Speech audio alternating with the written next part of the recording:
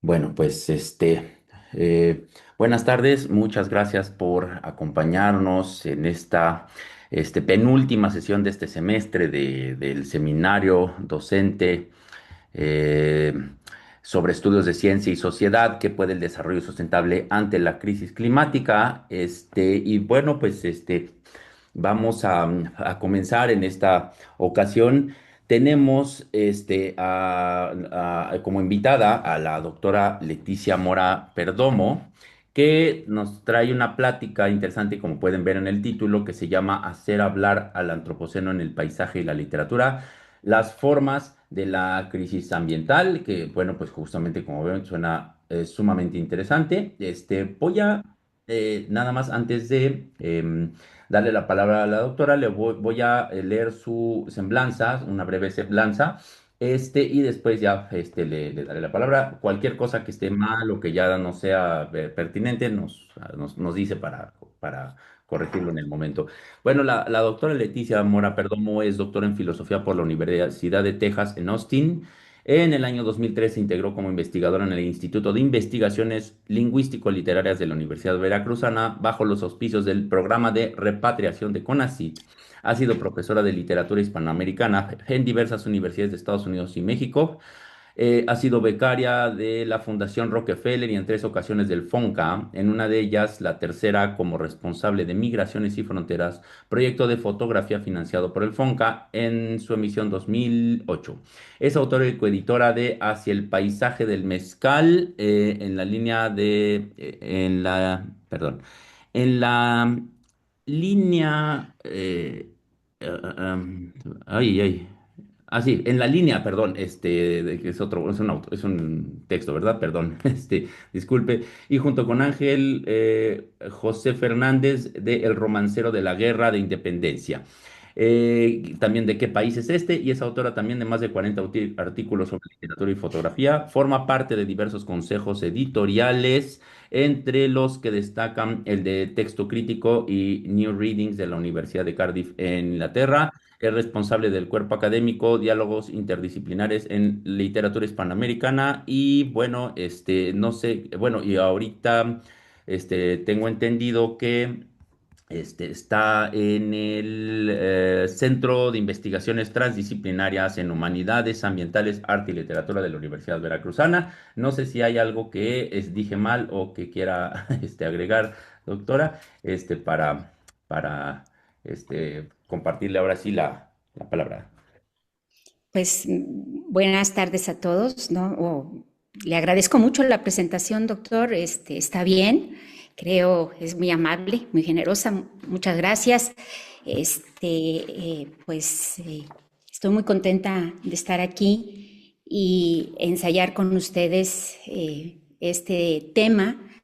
Eh, Creo que antes que nada quisiera agradecer también a la doctora Libertad y a usted, doctor, por el enorme apoyo que nos dado por invitarnos a asistir al seminario, ya que hemos aprendido mucho y también hemos tenido la oportunidad de conocer cómo se están trabajando estos asuntos en otras partes del país. De manera personal, yo considero que ha habido reflexiones muy interesantes que a mí también me han permitido ir un tanto pensando este asunto, pues en realidad, si bien he trabajado el paisaje y la fotografía en muchos libros, el acercamiento que quiero darle desde el punto de vista, digamos, del antropoceno es reciente. Así que, como ustedes ya también saben, lo mencionó ya la doctora Estela Castillo en su intervención del pasado viernes, somos parte de un nuevo centro de la Universidad Veracruzana con un larguísimo nombre, si todo el mundo se equivoca, mejor conocido por su acrónimo de CHAL. Nos dedicamos al estudio de las humanidades ambientales, una transdisciplina que empezó a formularse en el imaginario cultural y académico ante las crisis energéticas de los años 70 en Europa y Estados Unidos. Las crisis del petróleo impulsaron el primer cambio hacia tecnologías de ahorro energético, en particular de ahorro de combustibles fósiles, y una profunda reflexión sobre su uso y la ecología alrededor. Ya en los 90 aparecen diversos departamentos académicos, mayormente en Europa y en Estados Unidos, donde estos estudios rápidamente se institucionalizaron, en parte también debido a la llamada crisis de las humanidades, que obligó a muchos departamentos a reestructurarse y definir sus perfiles ante la falta de financiamiento estatal. Doctor, antes de comenzar quisiera yo poner algo, ¿no? Compartir algo con ustedes para un poco irlo moviendo. Entonces, si me permiten compartir o puedo ya compartir, doctor.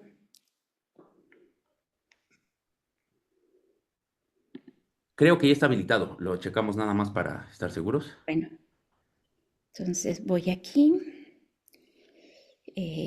A ver si puedo porque soy muy torpe. A ver.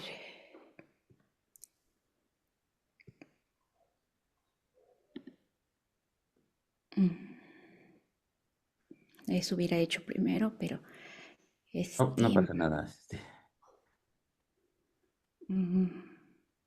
creo que no voy a poder. No sé. Allá abajo en la pantalla dice un botón compartir, ya nada más se le pone y va a aparecer diferentes pantallas para seleccionar la que, pero tiene que tener abierta la La, presentación. Sí, voy a hacer eso, voy a hacer eso. sí. Este. mm,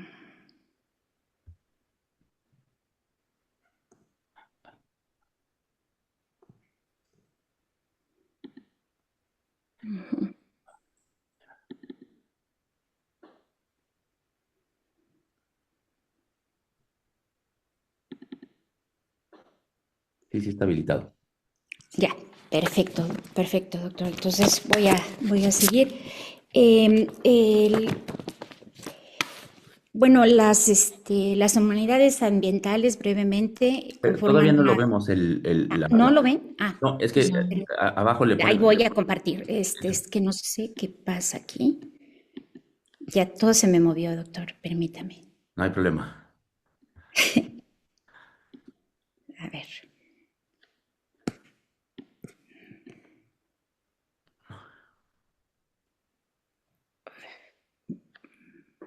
Byron, ¿me puedes ayudar, por favor?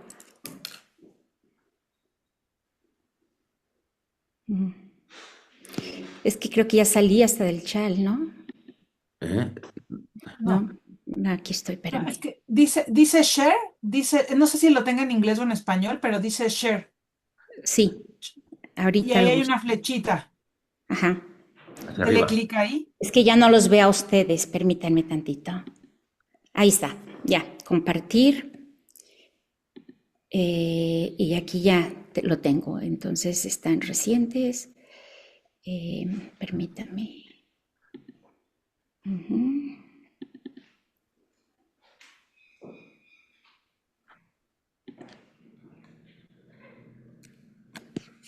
Es mejor si abre la presentación, la tiene abierta ya sobre el escritorio y La entonces, pantalla. exacto, la presentación sobre PowerPoint o lo que sea, o sea, abrirlo y que Ajá. ya esté, entonces ponerle compartir. Porque Entonces, como que compartir directo del buscador es difícil. ajá. La tengo abierta, doctor. A ver, Byron, ¿me ayudas acá, por favor? Es que no sé. Y voy a... Si no, la otra, si quiere, Envíanos por mail. mándemela por correo y yo la comparto. Bueno, sí. A ver, Byron, mira aquí. ¿Qué hago para compartirla? No lo sé. Uy, estamos iguales. Mira, aquí estamos. Compartir. Y aquí no me deja, mira, es...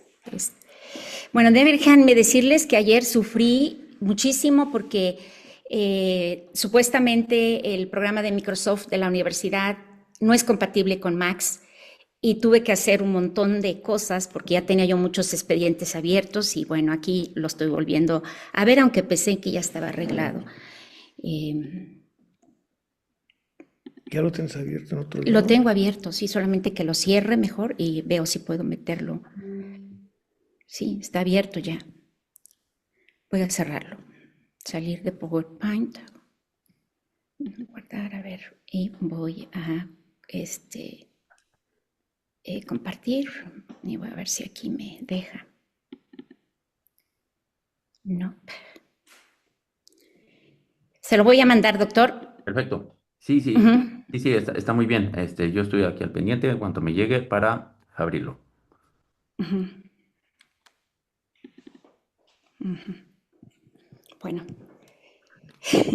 a ver si puedo, porque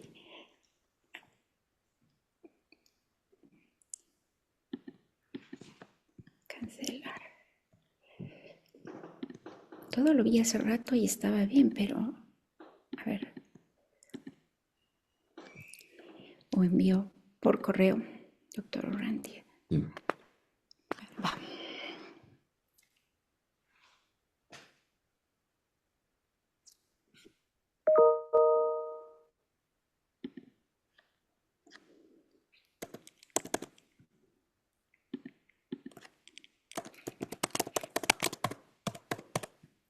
Adjuntar archivo. Ok. Dice que no se puede abrir el archivo, doctor. Ah, No sé caray. por qué. Sí, no se puede adjuntar. Le digo que es esto del que tengo, ¿No está muy pesado o, puede ser.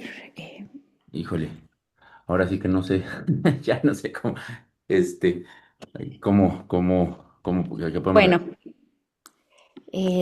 adjuntar archivos, va a ver. pues usaremos la imaginación, si no, para, Sí, bueno, la verdad, a ver, escritorio.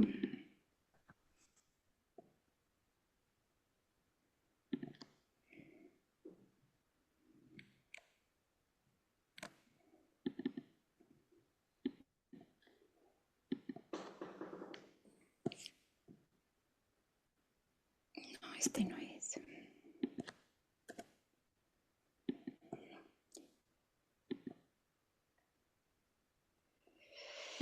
Bueno, me silenció el Microsoft.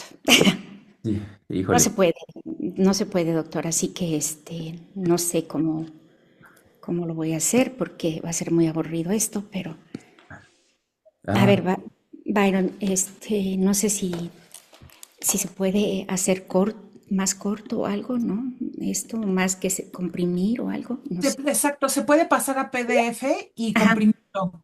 sí, guardar como PDF, guardar, sí, hay que guardarlo como PDF. ajá, guardar como. eh, Byron, también, si te lo puedes mandar por Drop a tu celular y de ahí compartirlo de alguna forma. Si quieres, compártemelo a mí, yo lo comparto al doctor, no sé. También, bueno, no sé. sí. ¿Quién está hablando ahorita? Es que no lo vemos Perdón, aquí. soy Mayra Díaz. Mayra, ahorita sí que te lo mande a ti, le voy a decir eso. Me lo pueden mandar y yo lo mando al correo que me diga. Ajá, A través del iDrop de Byron, supongo. Eso también sí. puede ser. Que si lo puedes hacer para que se ponga en va.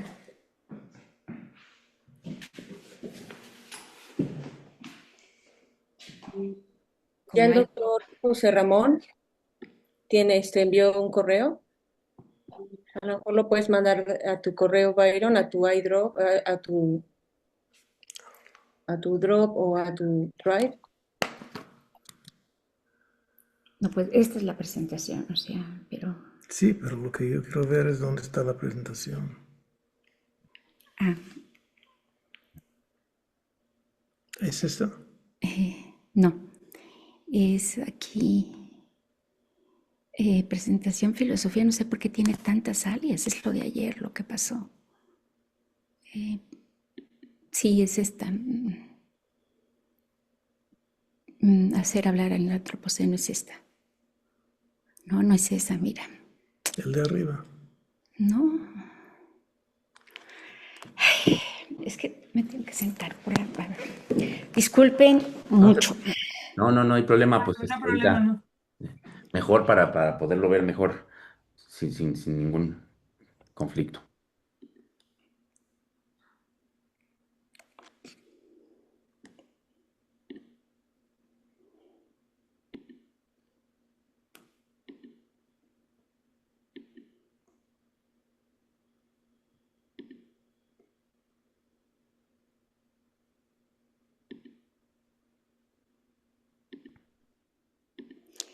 Mira, voy a ver recientes.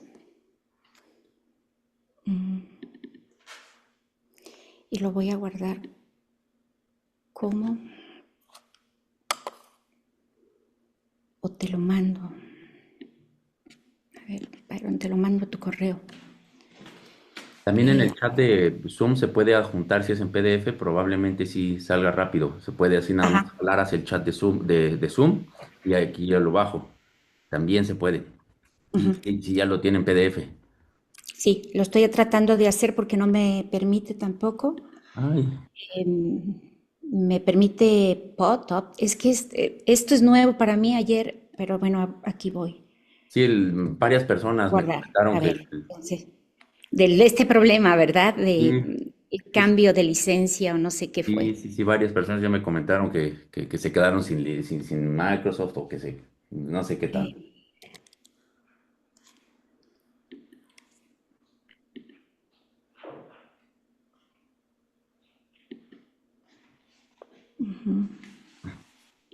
Bueno, ya lo hice en PDF, ahí va. Ajá, ok. A ver si. Aquí en el chat, a ver si sale. Así nada más lo jala donde está el chat y con eso ya aparece. Bueno, ahora voy a verlos a ustedes. Permítanme tantito. Y en el chat. eh, pues ya lo mandé. ¿A ti no te ha llegado, Byron? Quizá tengo que autentizar la cuenta. Es como si fuera así, ay, no sé qué pasó ahora, perdón, es que quería mostrar, es como, ay, no sé por qué está compartiendo todo, no, disculpen, es como jalar desde el buscador, o sea, desde el Finder, jalar el archivo y ponerlo en el chat del Zoom, y con Ah, eso. bueno, otra alternativa. Entonces, Exacto, esa es muy rápida, y aquí, y probablemente sí se pueda, si está en PDF. ujú, ahí voy. Eh, oh,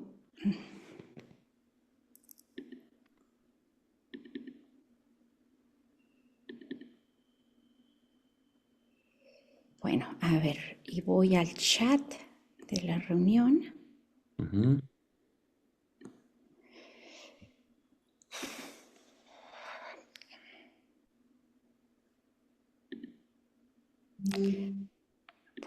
No puedo porque, ay, qué horror. O por el correo, si no, por el correo para que no... Ya los envié por correo, pero no llega, ¿verdad? A ver, en ¿Cuál este es momento el me archivo? meto, no, a mi correo no llegó ahorita. A ver, vamos a ver si está en el correo no deseado. Luego hace cosas. Ay, me acabo de dar cuenta que me mandó unas cosas a correo no deseado, pero no ese. No ha llegado, no llega. Ah, caramba. Bueno, Byron, Por, pero por el Zoom no, ¿por qué no puede jalarlo así lo al tengo chat? en PDF ya localizado y todo, doctor, pero bueno, A mí no, me sorprende que no puedes compartir. cuando entro en el Zoom, me corta todo lo demás, me borra todos los demás. No puedo jalarlo. Bueno, permítame, voy a hacer algo más. No, Permítame. Ya estoy aquí, un poco nerviosa, pero ya encontré algo sin problema, sin que problema. creo que puedo hacer. A ver, y voy al chat Ujú. y a ver.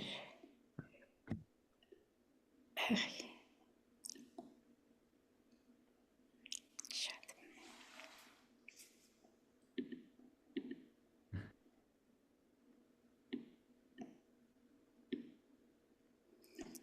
Lo mando como si fuera un mensaje mío. Sí, sí, así. Hay que jalarlo nada más con el cursor. Así, jalarlo, o sea, para que se pegue ahí. Y enviarlo, a ver. Gracias. Ya Ahí Sí, salió. está, perfecto, Ya, perfecto, ya. aquí está. Muy bien. Aquí lo tengo. Lo guardo en descargas. Bien, vamos a ver. Descargas. De aquí lo tengo. Perfecto. Muy bien. Y un segundito nada más. Vamos a ponerle compartir. Este. Ahora vamos a ver si puedo ponerle que lo vea en pantalla completa. Bueno, ahí lo voy a dejar un ratito, pero pues ya ni sé dónde iba, pero No, no, adelante, pues, pues, si quiere volver a empezar, no hay ningún problema. No, no, ya. Bueno, les estaba hablando acerca de las humanidades ambientales, pues conforman una propuesta teórica y aplicada innovadora, pues buscan mantener un diálogo inter y transdisciplinario permanente entre las ciencias naturales, las de la tierra, las sociales, las humanidades y el arte. Este acercamiento ha permitido imaginar los fenómenos socioambientales bajo una nueva episteme, la del antropoceno, lo que ha llevado a percibir, investigar, comunicar las grandes transformaciones sufridas por el planeta y causadas por la acción humana a través del lente de las humanidades desde una perspectiva global, nacional, local, intercultural e histórica. Por tanto, los proyectos que voy a mostrarles encajan en lo que ha sido clasificado como ficción climática, literatura o arte ecoambiental, literatura ecológica, entre muchos otros nombres. Para aumentar la confusión, yo me voy a adherir a la nominación de arte del antropoceno, y eso es lo que voy a tratar de explicar por qué. Lo que les presentaré es parte de un corpus extenso de textos literarios, culturales y artísticos que representan fenómenos naturales, la devastación ambiental, la contaminación, las transformaciones psicosociales y genéticas, lo que yo llamo la experiencia encarnada de estos fenómenos, y los procesos modernizadores. Las crisis ecológicas, identificadas así cuando son leídas a contraluz de la llamada emergencia ambiental del presente, exacerbada por el calentamiento global y la participación del ser humano en tales procesos, antropoceno y capitaloceno. Este objeto de estudio contemporáneo, es decir, los textos artísticos y culturales, convoca un diálogo entre varias ciencias que, en primer lugar, desborda los acercamientos tradicionales sobre la más importante, evidencia que para las nuevas propuestas teóricas y hermenéuticas, las referencias climáticas o ambientales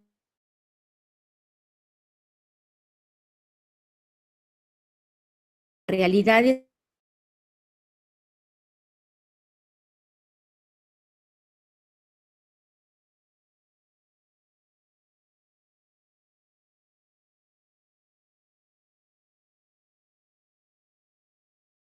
al antropoceno en el paisaje y la literatura. Por paisaje me refiero a un género específico de representación de la naturaleza en dos medios artísticos visuales, la pintura y sobre todo la fotografía. Por literatura, si bien la representación de la naturaleza se manifiesta mayormente en la poesía, el ensayo y el relato de viaje,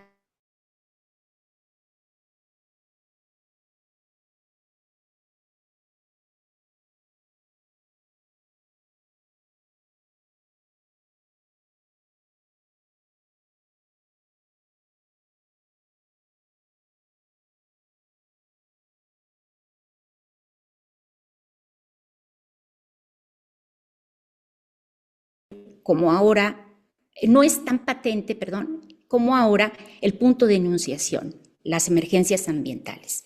Una de las preguntas iniciales fue determinar si el silencio obedecía a lo que los escritores si el silencio obedecía porque los escritores habían sido omisos a estas temáticas o a las grandes transformaciones en el medio ambiente ante el embate de los procesos modernizadores, por ejemplo, el crecimiento de las ciudades, la construcción de carreteras, el desvío y contaminación de ríos, los efectos de la tala de árboles, el cambio en el uso de la tierra por los monocultivos y la ganadería, o por el despojo y envenenamiento de las hidroeléctricas y la producción extractivista, como la minería, la industria cárnica y la agroindustria, entre muchas de las actividades humanas que han cambiado, llamémosle por ahora, la fisonomía de la tierra y la vida de muchas comunidades.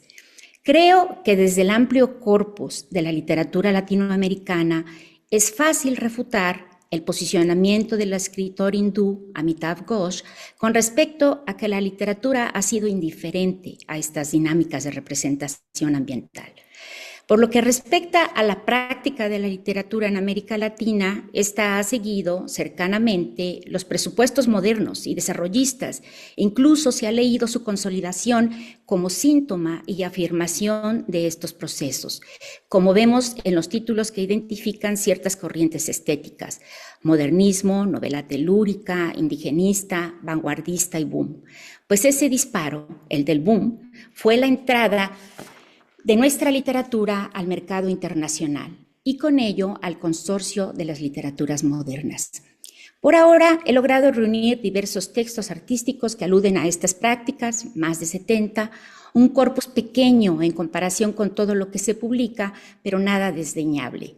Por lo tanto, lo que sigue es determinar las varias representaciones de los posibles procesos ambientales a través de cómo los procesos modernizadores han intervenido para cambiar el uso de suelo y las economías tradicionales. Me interesa sobre todo cómo han sido leídas, soslayadas, ignoradas o minimizadas por el discurso hegemónico o canónico, es decir, el de la autonomía literaria.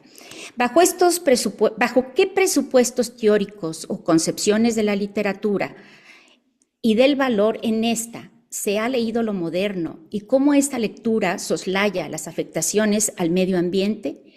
El hecho de que no haya una amplia recepción crítica de estos fenómenos parece mostrar la importancia de las lecturas formales sobre las culturales o históricas. Sin embargo, y solo para citar algunos ejemplos, como El zorro de arriba y El zorro de abajo del escritor peruano José María Arguedas, El de Isejuaz de la escritora argentina Sara Gallardo, Lituma en los Antes del Nobel Mario Vargas Llosa, quien por cierto también escribe El sueño del Celta, basado en Sir Roger Casement, el cónsul británico que hizo una fuerte denuncia de todas las atrocidades perpetradas en el Congo belga, o el indispensable Las venas abiertas de Eduardo Galeano. Ya en México tenemos todo el ciclo de las novelas del petróleo. Todas tienen en común un mayor o menor grado de denuncia ecológica ante la encrucijada de nuestro país, el desarrollo o la pobreza. El arte más elocuente, como el de Arguedas, Gallardo y Galeano, no ha eludido hablar de los procesos productivos y los desafíos y los desfases de la modernidad en las comunidades indígenas, en el trato a las mujeres, a los indígenas y la pseudoexplotación en que se incurre en un gran conglomerado de la población ante los procesos desarrollistas, pues en su intencionalidad estética de capturar la vida, no eluden el conflicto económico, social, racial, de género, pues ello, entre muchos otros, pues ello es parte, como lo llama Jason Moore, de la trama de la vida. Si el discurso de la modernidad como filosofía de la vida moderna y civilizada es el que esencializa la separación entre forma y contenido y le asigna un mayor valor a la forma en franco menosprecio de los discursos sociales, puede ser que el discurso del antropoceno permita restaurar, como episteme, esta memoria soterrada y visibilizar a través de lo que Jason Moore llama, cito, una filosofía para nombrar una nueva época en la que los seres humanos se convirtieron en una poderosa fuerza geológica cuyo origen se remonta a la revolución industrial a finales del siglo XVIII. Fin de cita. Tal vez estas son las historias de legibilidad del antropoceno que debemos empezar a promover entre nuestros alumnos. El antropoceno, como lo fue en su momento el discurso secular de la modernidad, tiene en nuestro presente un carácter disruptivo, pues habilita una comprensión y percepción sensible de lo que Moore llama el mundo de la vida, que nos sitúa en una reflexión de nuestro propio papel y disciplinas de estudio en ese mundo vida. En mi opinión... Usted me avisa cuando le cambie la pantalla. Sí, muchas gracias. Sí, si quiere puede cambiarle ya ahorita una, para ya no estar tan aburrido.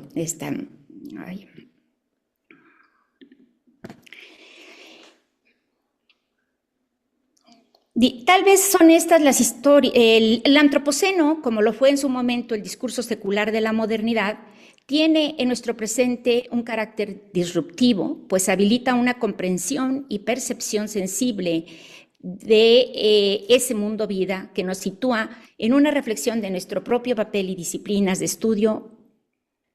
En mi opinión, y puedo estar equivocada, pienso que el antropoceno es un nuevo horizonte no solo epistémico hermenéutico, sino sobre todo práctico-político, desde el cual repensar y rehacer las relaciones entre biología y política, como dice Moore, pensar la sociedad, la cultura, la naturaleza en el plano de la larga duración de la materia viviente en la Tierra, ética y estéticamente. La naturaleza no como un ser separado del humano, sino como el oikos, la casa de las generaciones humanas que persiste y resiste en el tiempo más allá de lo que es una sola vida. Cito a Moore: la naturaleza no puede ser vista como una masa inerte de recursos, una entidad entendida como un objeto exterior y pasivo, completamente exógeno, a los sistemas sociales, cuyo papel es literalmente reducido al de grifo o sumidero. Entiendo grifo como dador de recursos y entiendo sumidero como receptáculo de desechos. Ahora bien, tomando en consideración los debates que rodean al antropoceno y considerando el papel de nuestra casa, América Latina, en ese debate, concuerdo con Moore en que es el modo de producción global, el capitalismo voraz y sus prácticas de producción, consumo y fetichización las que deben desmantelarse. Y es en esta tarea de larga relectura del cómo llegamos aquí que trato de comprender y aquilatar cómo el arte y sus representaciones pueden ofrecer respuestas al mismo tiempo que hacernos conscientes de esa inenarrabilidad administrada, pues se deben nombrar los procesos de producción y mercantiles y escribir un relato que deletree los encajes discursivos con que tejemos lo que leemos. Mi práctica no opera en un vacío, sino en ciertos presupuestos que rara vez son cuestionados, pues se han construido como la esencia del arte. Por ejemplo, yo me formé bajo los presupuestos del estructuralismo y el postestructuralismo, cuyo paradigma de lectura consolidó la autonomía del arte al afirmar que fuera del texto no había nada que abonar a su comprensión, que la literatura solo podía explicarse en su autorreferencialidad, y ese encaje pasó a ser criterio de valor de lo que llamamos buena literatura.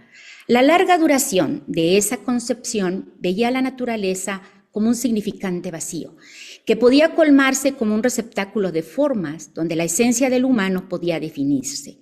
Estos marcos analíticos y vocabularios conceptuales modernos reiteran la separación sociedad y naturaleza que el antropoceno revierte para conformar lo que Moore llama humanos en la naturaleza. Pues el capitalismo, cabe recordarlo, es una forma de organizar la naturaleza en una ecología mundial de acumulación y ganancia.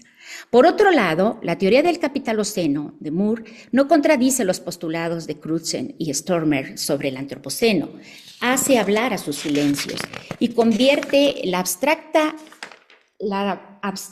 afirmación de la actividad humana sobre el planeta en un reconocimiento del modo de producción en que eso pasó, de las formas que ha ido configurando entre poder, capital y naturaleza.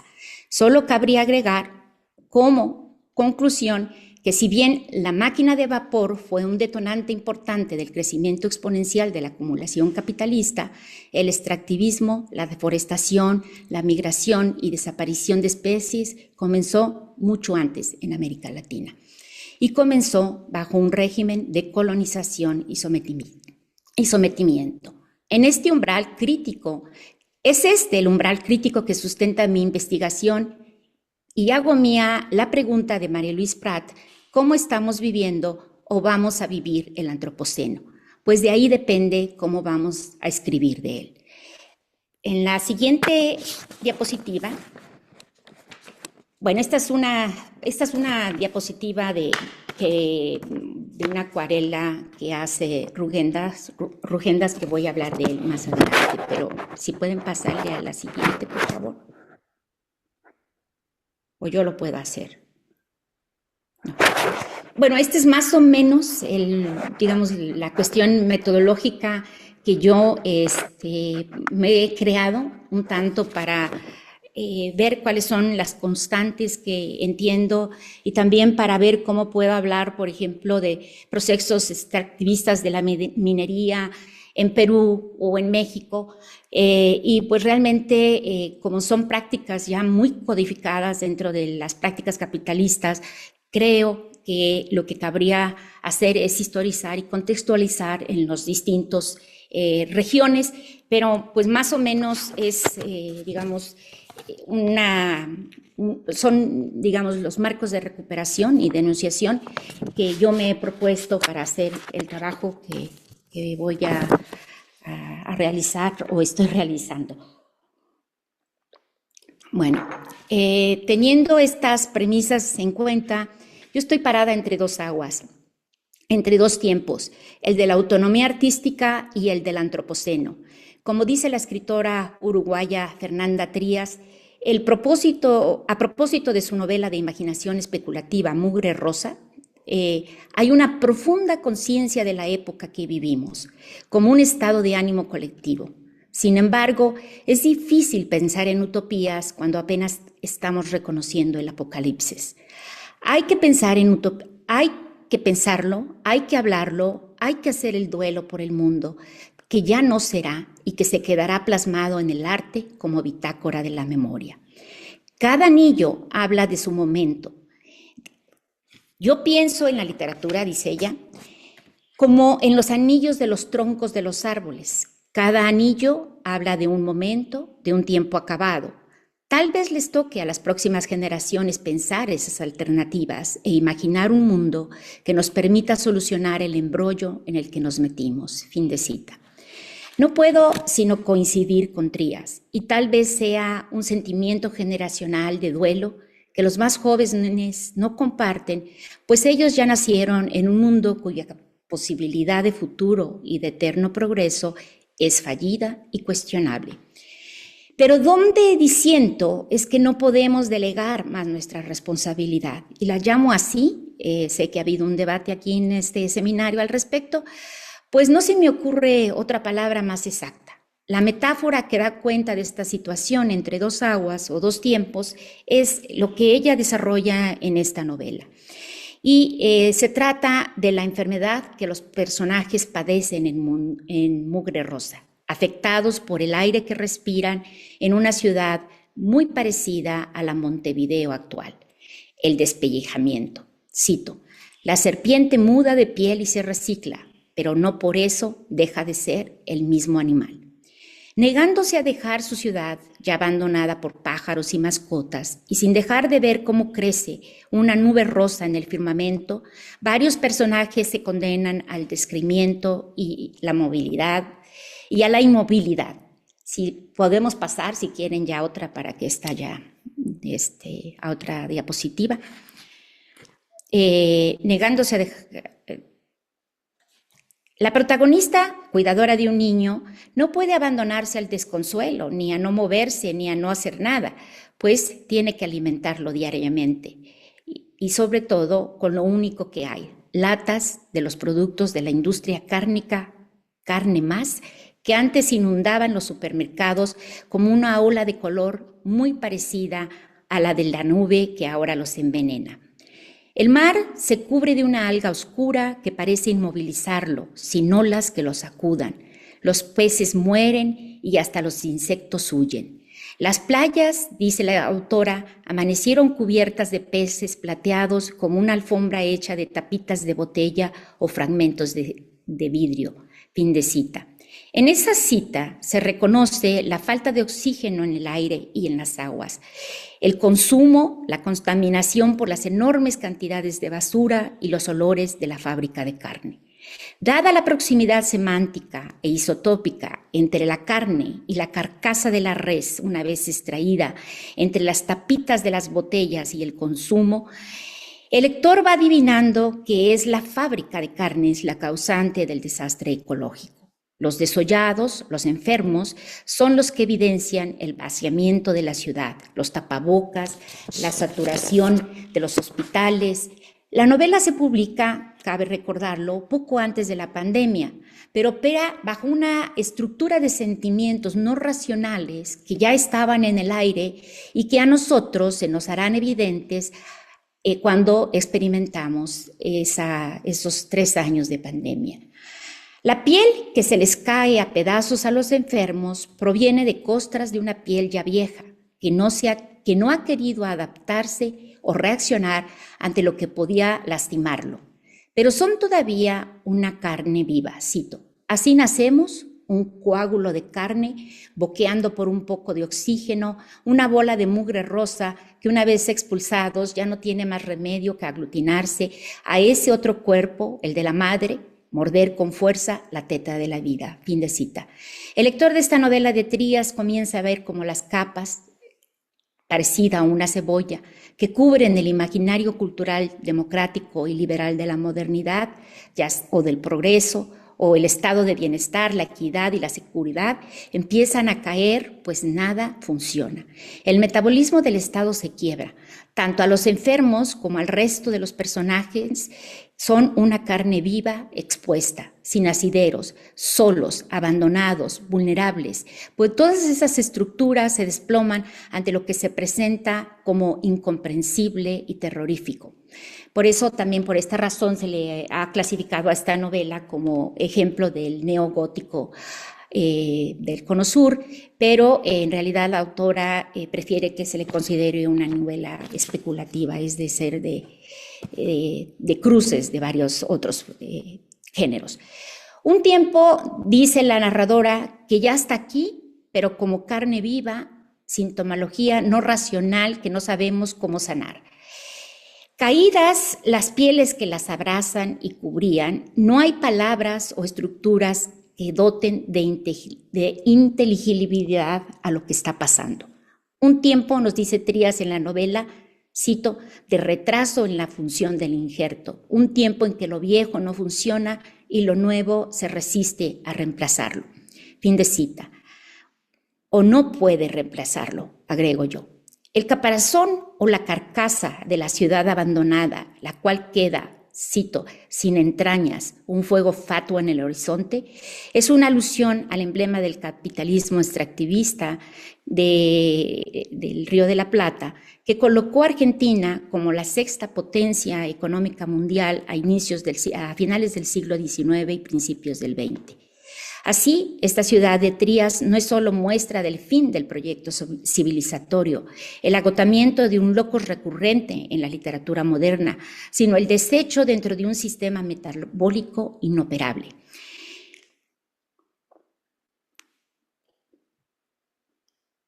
Cito, no sé de dónde salía tanta basura. Era como si digiriera y se excretara a sí misma. ¿Y quién te dice que los desechos no somos nosotros?, se pregunta la protagonista.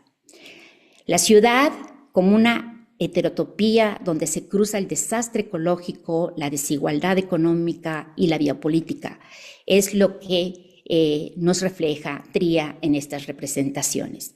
En efecto, al exponer la vulnerabilidad de los cuerpos de los que no importan y viven entre la basura, desechos todos en un mundo donde los excedentes no tienen lugar y deben ocultarse, pues una materialidad del capital, se vuelve a la naturaleza con añoranza. Los jardines, el verde de las hojas de los árboles, son una bitácora de lo que está a punto de perderse. Se habló mucho, cito, pero el silencio ya se había apoderado del cielo. Varias veces después de eso, me parecía ver un gorrión en alguna rama, oír un graznido o un aleteo, pero no, los pájaros nos dejaron solos con el viento rojo. Algún día, cuando los peces aparecen muertos, como el mar cubierto de galas, inamovible, sin oxígeno, serán objetos artísticos coleccionables, como las marinas, recuerdo de lo perdido, llenas de un color que nunca volverán a ver. Con este cierre, Trías apuesta por iniciar una nueva relación con la naturaleza y le adjudica al arte una responsabilidad, el de la memoria y el de su cuidado. Sirva este ejemplo como una modelación sensible de los problemas que afectan al planeta y de los retos, las conexiones que revela y las tareas pendientes en la literatura para hacer hablar al antropoceno.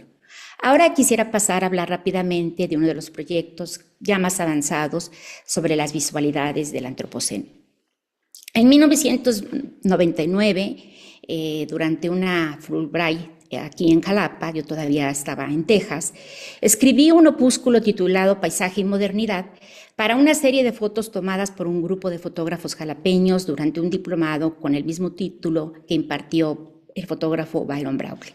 El género paisajístico, hacer país etimológicamente como lo conocemos, nació precisamente en Inglaterra, la cuna de la Revolución Industrial. Algunos dicen que en el siglo XVII, yo lo sitúo a finales del XVII y principios del XVIII, ante los cambios que los procesos modernizadores representados metafóricamente, primero por la diligencia y luego por los caminos de hierro del tren, así como por el crecimiento de las grandes ciudades, y que estaban haciendo que se derrumbaran las viejas casas y abrir caminos más anchos, y que estaban destruyendo la fisonomía del entorno natural.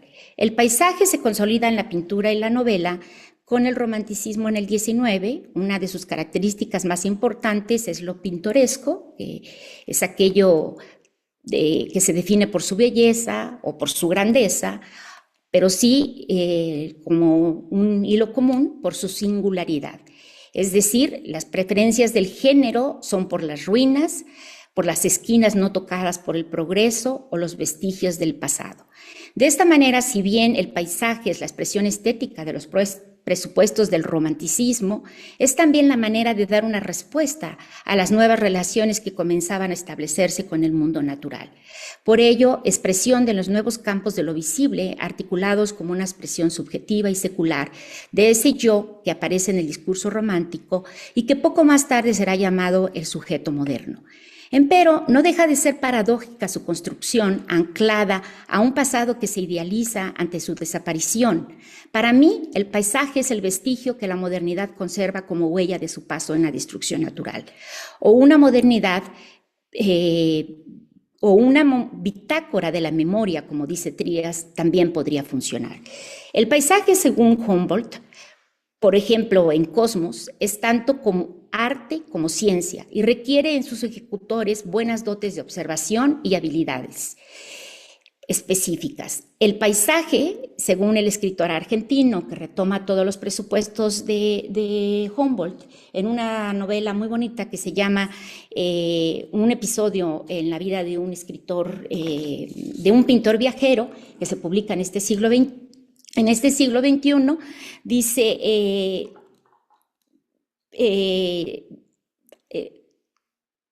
Aira particularmente Aira se refiere a esta ficcionalización que hace del pintor Rugendas, cuando dice que cuando llegó a la Argentina, proveniente de todas, de haber visitado México, de haber visitado los Andes y Chile y Bolivia, él se encuentra con el desierto, con la pampa, con la llanura, y sufre una crisis de representación, pues no sabía qué asideros ponerle a lo que parecía solo un desierto.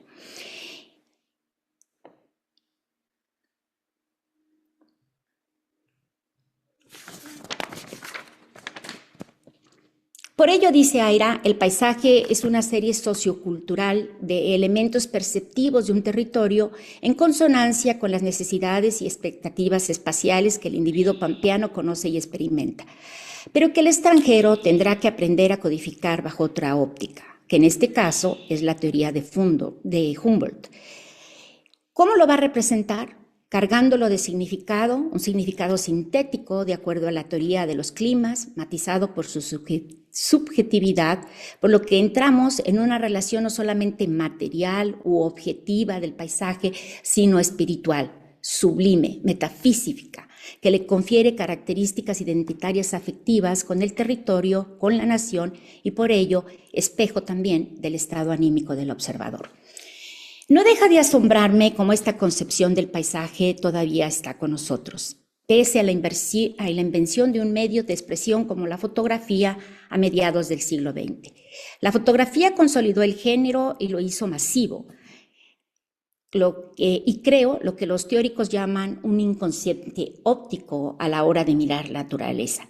La fotografía es resultado de los avances técnicos en óptica y en química al encontrar las sales que fijarían sus imágenes. No es un medio transparente, como se le ha calificado, aunque sí actúa como un índice de las cosas que fotografía. Fueron los fotógrafos los que sustituyeron a los pintores viajeros y son los que participaron en las expediciones para mapear y ordenar los nuevos espacios. Por tanto, la fotografía fue también, entre sus muchas funciones, un instrumento del extractivismo. El consumo de energías fósiles es la principal causa del calentamiento global. Una de las imágenes más persuasivas es la imagen de un oso polar flotando en un témpano de hielo, o el video de un oso famélico que se arrastra entre los botes de basura. Por ello, el hielo es quizá uno de los signos visuales más elocuentes de nuestro presente. El núcleo del hielo, también llamado poéticamente testigo de hielo, es una muestra cilíndrica de hielo extraída de glaciares o capas polares que nos permite acceder, debido al carbono allí contenido, a una historia de las variaciones del clima. Esto se me hace fascinante, pues ahí se cifra la narración milenaria del Antropoceno. Empero, estas evidencias son frágiles y controvertidas, pues no todos las aceptan. En la serie de ensayos que he escrito sobre los glaciares en la obra de Byron, La historia detrás de las fotos, he cambiado el tono académico por uno más personal, como un diario de viaje o una bitácora. Trato de intercalar datos históricos y contrastantes con los glaciares de Alaska o sobre todo con los glaciares del tercer mundo, los de los Andes o de India. Esta sincronización anacrónica, me disculpo por el oxímoron, tiene como propósito unir el tiempo humano construido por pequeños eventos individuales con las pequeñas transformaciones de la Tierra que en nuestro tiempo apenas notamos, pero de vertiginosa escala para la humanidad y su sobrevivencia. Pues ahora sí voy a platicar ya sobre las imágenes. Como les decía, bueno, se cree que son los viajeros que también vinieron a hacer exploraciones a América Latina. Como ustedes saben, los viajeros, las expediciones o el que incursionaran en América Latina estuvo prohibida y fue en 1803 con Humboldt cuando se abrieron ya las puertas para que varios de ellos recorrieran México y otros países y pues lo hacen. Tratando de capturar la esencia de lo que veían, pero también haciendo un récord de todos los recursos naturales a disposición del capital y de la expansión capitalista. Bueno, esta imagen, si vieron la primera imagen que pasamos, si se puede ver, por favor, la primera imagen de esta imagen es clásica de los paisajes tropicales y está, digamos, no es que sea verídica de lo que se ve, es una construcción que trata de crear en capas varias de los climas que se tenía en la zona o los microclimas para dar una idea de conjunto que pudiera hablar de cuál era la fisonomía del territorio y por ende también la fisonomía de la población que vivía ahí. Como ustedes saben, había estas ideas también, o se llegaron a construir estas ideas de que los habitantes de los climas templados pues eran indolentes, flojos, mientras que los habitantes de los climas fríos eran seres racionales e inteligentes. Bueno, todo por las circunstancias del clima en que vivíamos. Bueno, aquí está esta, luego la otra, la siguiente, por favor. No, esta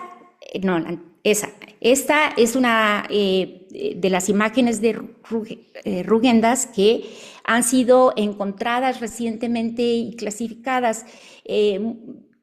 Esta y las otras dos imágenes que vamos a ver aluden a ciertas problemáticas y ciertas vidas que servían en el sentido antropológico, pero no eran del interés de las publicaciones mayores que se hicieron de todas las dibujos de Rugendas, ¿no? Les parecían de una temática problemática. La siguiente, por favor. Y bueno, es de entenderse que fuera problemática la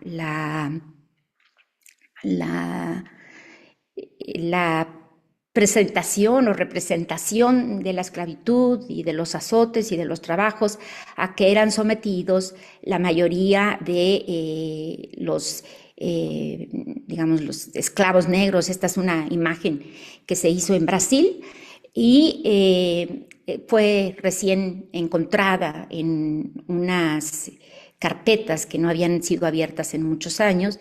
Se le atribuye al mismo autor y corresponde con varias otras que nunca se han reproducido en los libros de América Latina que se hicieron en el siglo XIX con estos dibujos de viajeros. La siguiente, por favor. Esta es igual, aquí tampoco es a pesar de que es muy bella la imagen y que muestra a varios grupos de trabajo, ¿no? El capataz y ya los esclavos trabajando, pues habla también de la construcción de caminos que implicó desde luego la tala de árboles, la redirección de ríos, el hacer presas, ¿no? Si encontraban algunos minas que se podían explotar, se construían ahí unas presas para que hubiera suministro de agua, pues no se podía operar sin tal recurso. Entonces, la siguiente, por favor. Esta también es de un autor anónimo del siglo XIX, se cree que es Orizaba, pero no me parece a mí, pero ya refleja también las construcciones del tren a finales de siglo. Y bueno, en Orizaba hay varias de estas imágenes de Rugendas en el Museo de Arte, son propiedad de la universidad y realmente son un tesoro que les recomiendo visitar cuando tengan tiempo porque son acuarelas, dibujos, grabados que realmente no han entrado en los grandes libros que se conocen de los viajeros. La siguiente, por favor.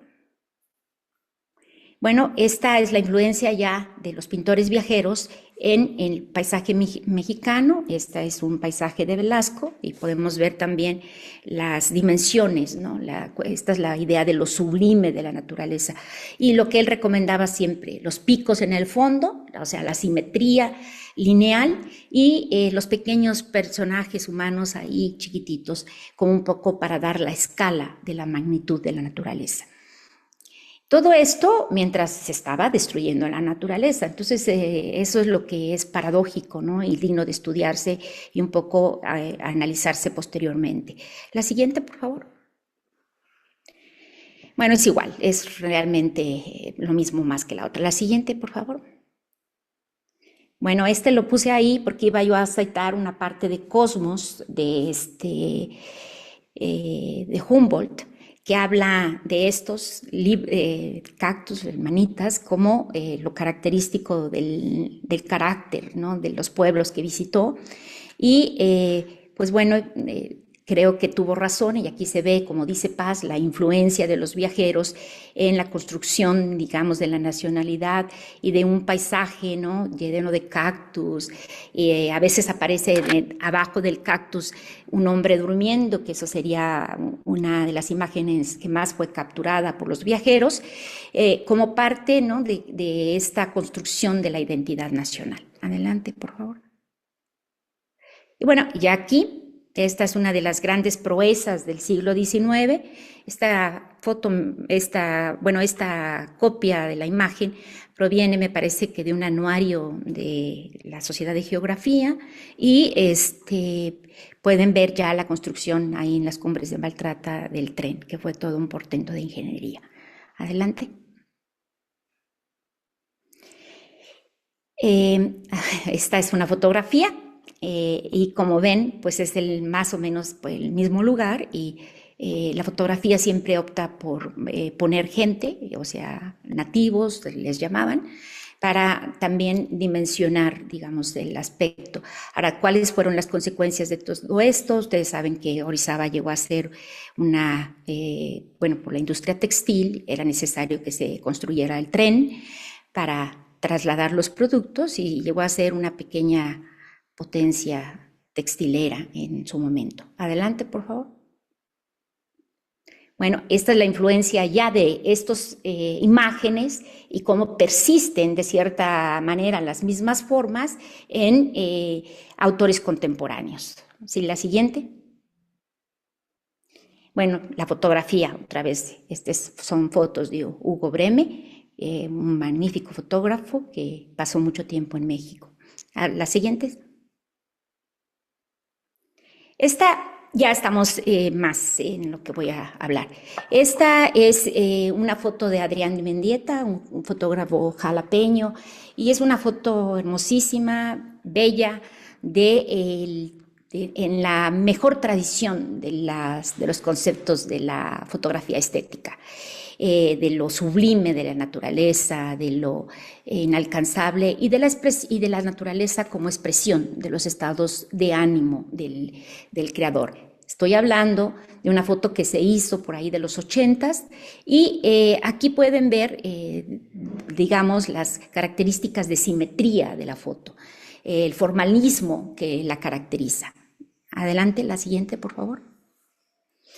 Bueno, como les decía, Byron tiene varios libros sobre el paisaje, y este corresponde a Encrucijadas, uno de sus primeros libros en donde reflexiona sobre las consecuencias de la modernización en el paisaje.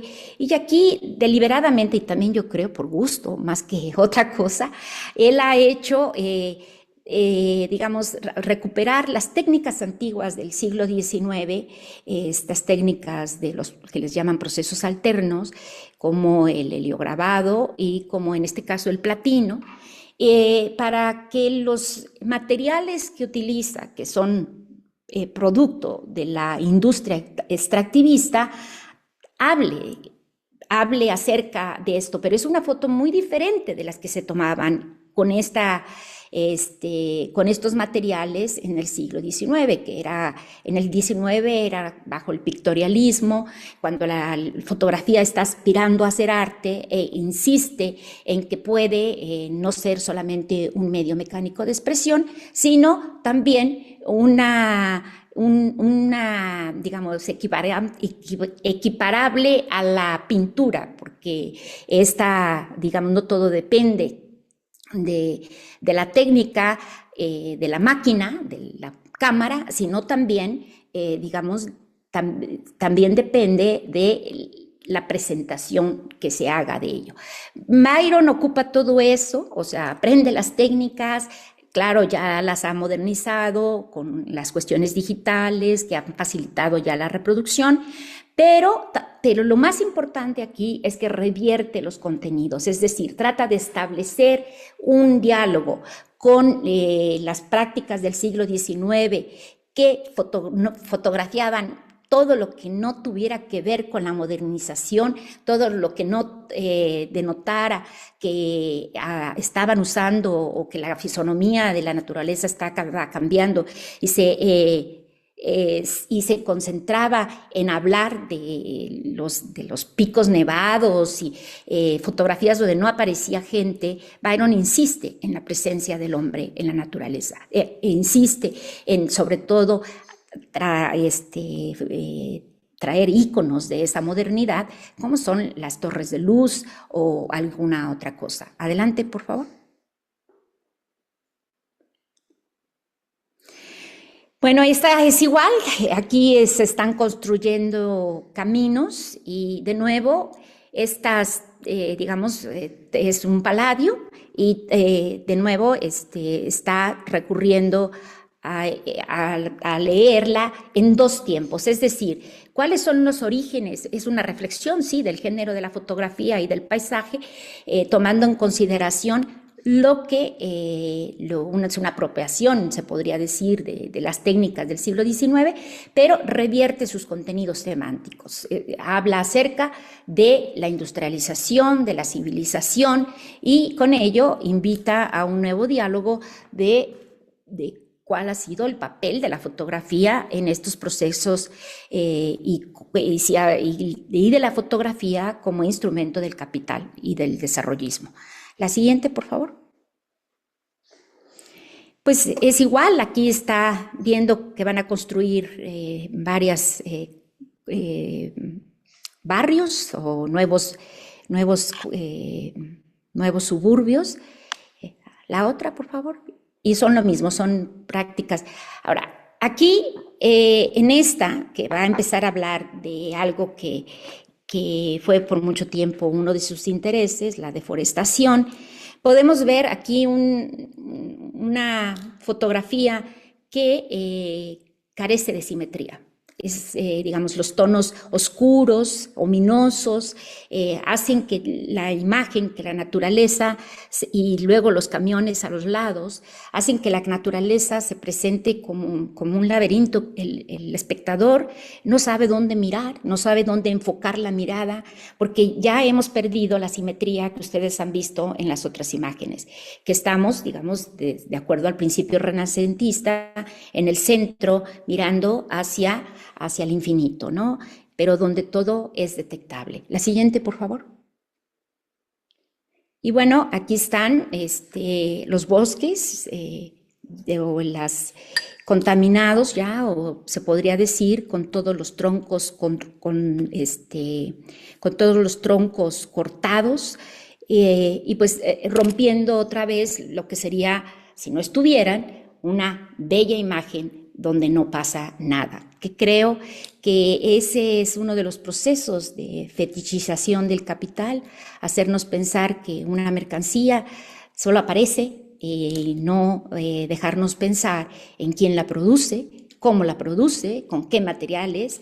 Entonces creo que esto hace también alusión no solo a la destrucción de los bosques, y con ello a la muerte de varios ecosistemas, sino a que pensemos en el abigarramiento como una alternativa al desorden capitalista. Muy bien, la siguiente, por favor.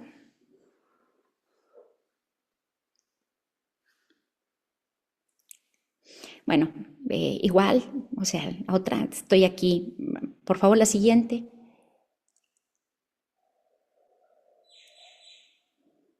Pues pueden verla ahí. Otra, la siguiente también. Bueno, aquí él empieza aquí en esta imagen con un proceso un poco más de acercamiento ya al árbol, un poco de una manera personificando al árbol, ¿no? Como el tronco perdido en sus raíces y el resultado hacia su alrededor, ¿no? Entonces aquí vemos ya un árbol completamente desgajado, sin raíces y bueno, la madera que se está haciendo de él. De nuevo, las técnicas son todas del siglo XIX. Adelante, por favor. Bueno, es curioso, ¿no? Pero estos los han visto ustedes, quizá aquí en Jalapa. Yo todavía veo a veces el arrastre de las maderas, ¿no? Acá en mi casa es por Rancho Viejo que traen madera, pero en varios lados, en el cofre de Perote, en las vigas, en muchos lados, este sistema de arrastre de las maderas todavía está ahí. Y es curiosa esta imagen porque está una llanta como basura de algo ahí que ya no se usa, y todavía vemos esta explotación no por medio de los medios tradicionales, no un camión o máquinas, sino el trabajo humano y de los animales. A la siguiente, por favor. Bueno, no cabe duda que también puede haber belleza, ¿verdad? En las imágenes. Esta es una imagen que a mí me parece muy bonita, ¿no? Y que implica, esta fue tomada en las vigas y, bueno, acercarse hasta donde se están haciendo al aserradero pues implica ciertos peligros, porque ya es incursionar en propiedad privada y pues han echado balas, así que no pasó a mayores, pero sí, digamos, se hace bajo unas ciertas tensiones de trabajo. La siguiente, por favor. Bueno, igual, la siguiente. Y bueno, aquí está el tronco que les digo, o sea, fue allá, después aquí él empezó ya a fotografiar los troncos, como un poco de personalizar el daño que se hace a la naturaleza, no ya solo en una globalidad, sino en una manera más específica. La siguiente, por favor. Y bueno, ahí ven ese tronco que tiene ya muchísimos años, ¿no? Y que ha sido destruido. La siguiente.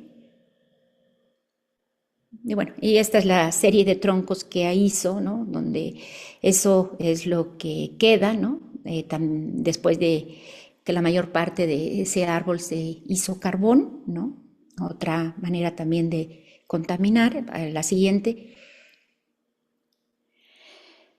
La siguiente, ya con esta, sí. Y bueno, esta foto a mí me gusta porque pese a toda la erosión del terreno y pese a que, bueno, constantemente hay derrumbes en esa parte y siguen construyendo la carretera ahí, ese árbol es muestra de la persistencia para mí de la naturaleza, de no dejarse morir, ¿no? Ni perderse. La siguiente, por favor.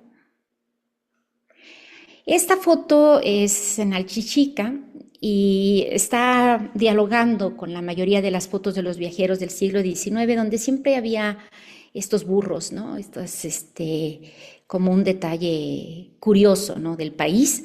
La siguiente, no sé si ustedes han visto los burros como cebras en la frontera donde se retratan los visitantes, pero bueno, este burro famélico está ante lo que es ya uno de los grandes problemas de nuestro presente también, la basura, y cómo esta basura contamina el entorno natural, ¿no? La siguiente. Bueno, sin palabras. La siguiente, contamina ríos, contamina la tierra, se tiran todo.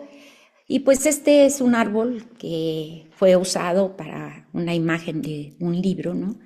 Y es una imagen un tanto surreal, no tiene razón de ser más que esa para mí. La siguiente.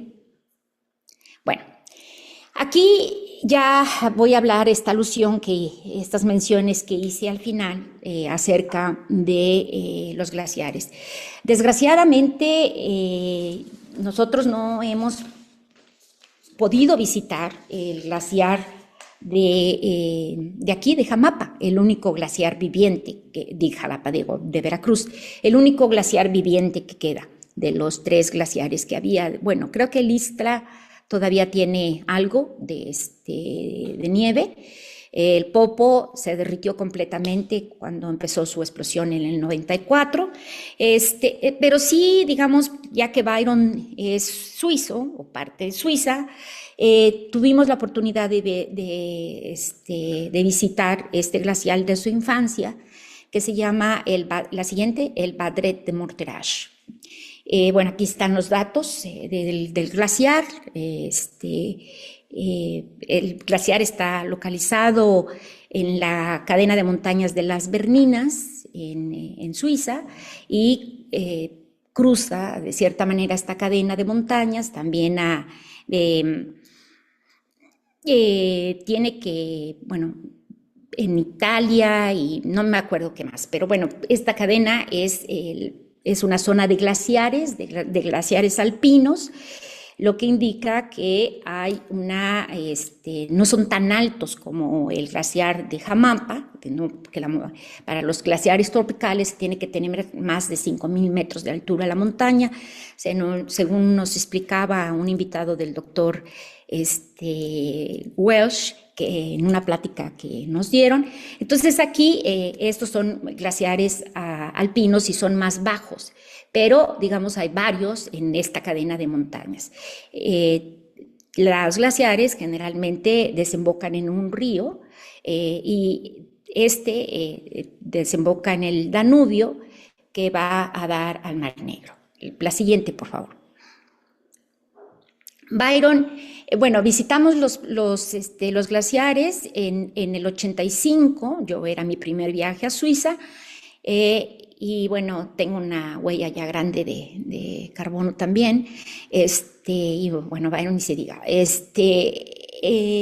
y Byron hizo este viaje, pero no en el 85. En el 85 veníamos en un interés que teníamos en ese momento de visitar el glaciar, el Gangotri, en las Himalayas, porque era uno de los glaciares que todavía tenían el recorrido que le llamamos, eran caminos sagrados, y consideran al glaciar también tiene una connotación sagrada, ¿no?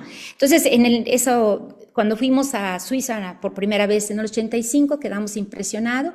Se ve la diferencia entre un país y otro, entre la gran tecnificación que ya existía en ese momento alrededor de los glaciares, pues son parte de la industria del turismo, pero sí tenemos una que otra imagen, pero fue hasta el 2010, que es cuando se hizo este libro, que Byron empieza a trabajarlo. La siguiente, por favor.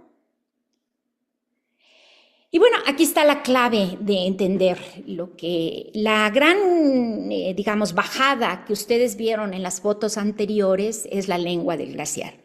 Y el glaciar es un ser vivo que se mueve, que se desplaza, dependiendo de las avalanchas, de otros fenómenos o de las mismas condiciones climáticas que hacen que el hielo se deslice.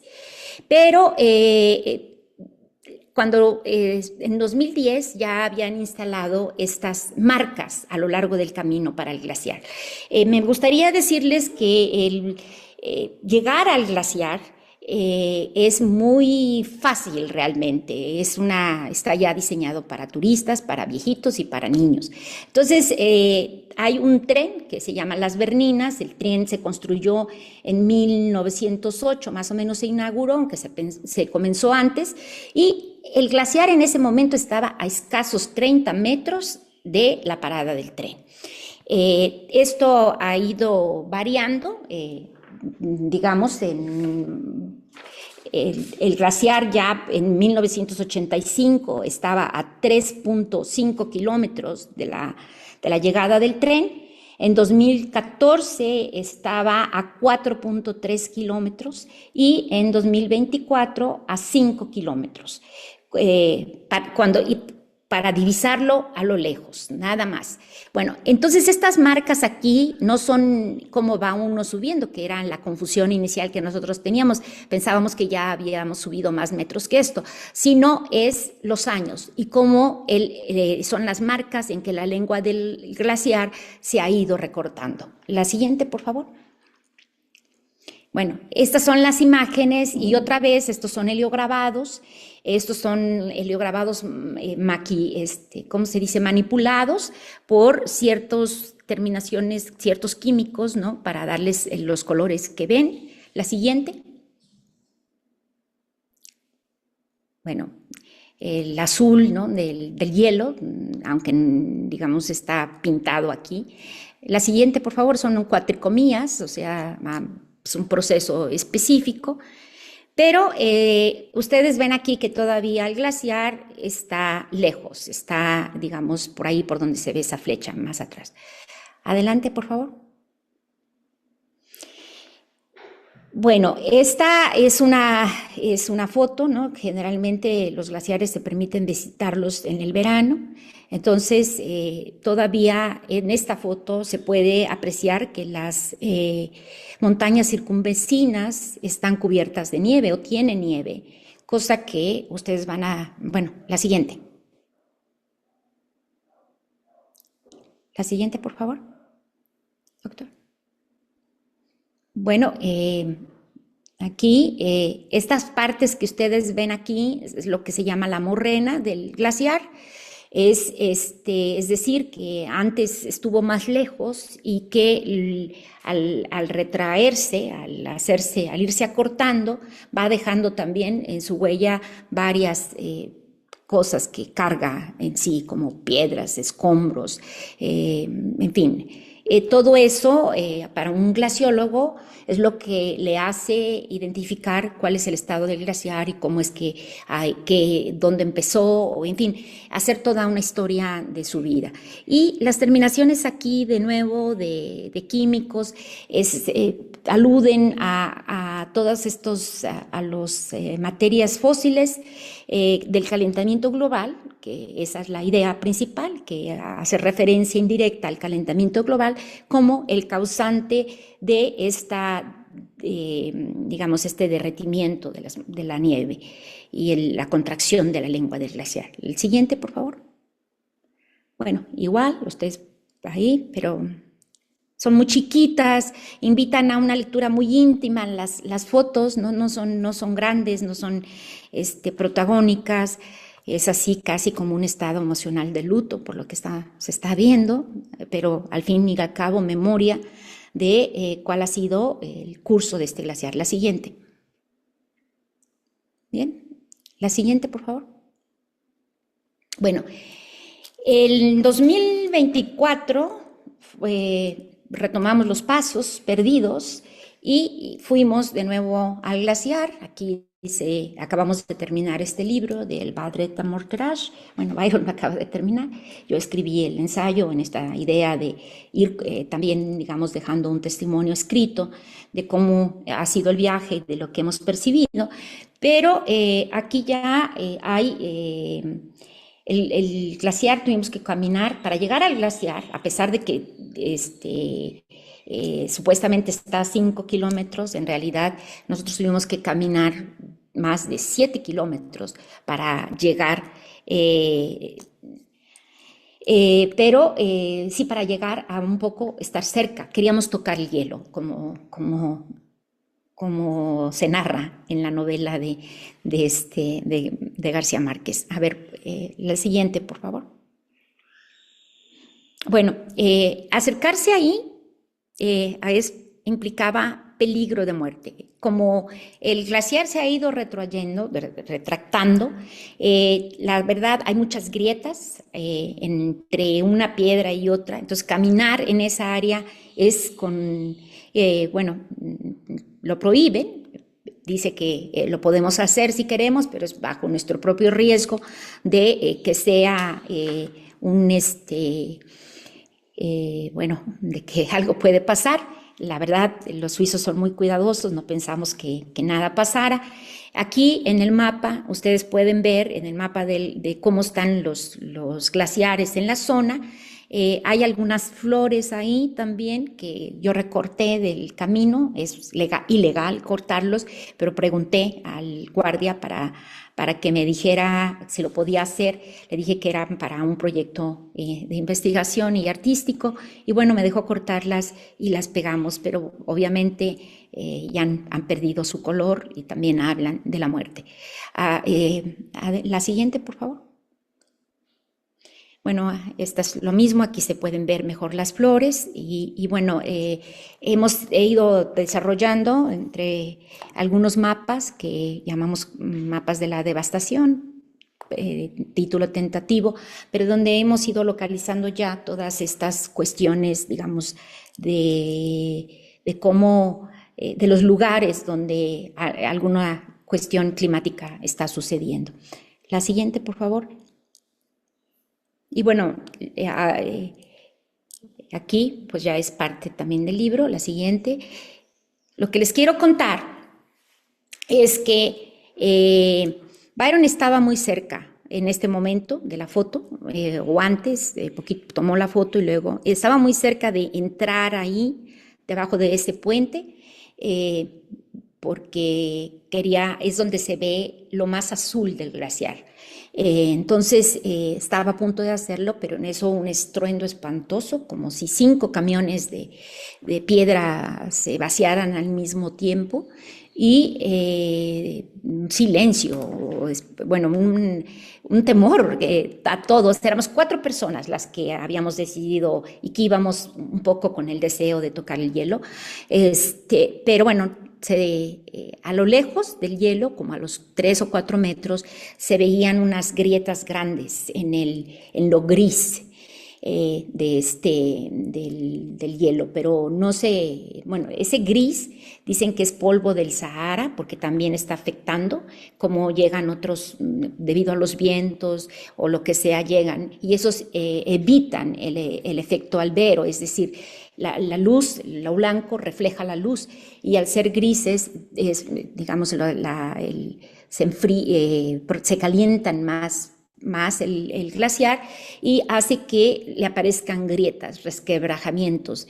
Pero como yo eso no lo sabía, seguíamos avanzando y cuando oímos esa descarga de piedra era que el glaciar se había caído en la parte derecha toneladas, según los guardias del glaciar, alrededor de 10 o 12 toneladas de hielo cayeron.